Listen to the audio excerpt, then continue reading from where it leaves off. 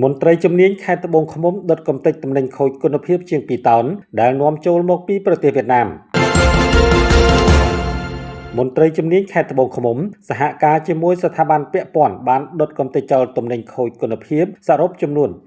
2210គីឡូក្រាមដែលត្រូវបាននាំចូលមកពីប្រទេសវៀតណាមនៅរសៀលថ្ងៃទី10ខែមិថុនាឆ្នាំ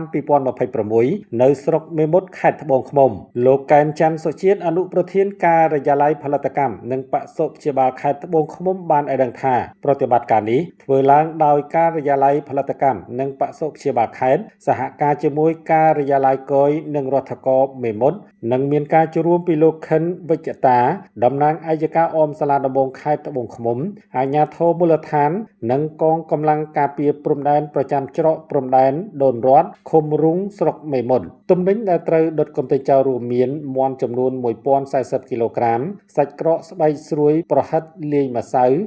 920គីឡូក្រាមគ្រឿងក្នុងមាន់បង្កក100គីឡូក្រាមនិងស្លាបមាន់បង្កក150គីឡូក្រាមមន្ត្រីជំនាញបានបញ្ជាក់ថាការកំទេចទំនិញខូចគុណភាពទាំងនេះគឺដើម្បីការពារសុខភាពសាធារណៈនិងទប់ស្កាត់ការចរាចរផលិតផលគ្មានគុណភាពចូលនៅក្នុងទីផ្សារនៃប្រទេសកម្ពុជាយើង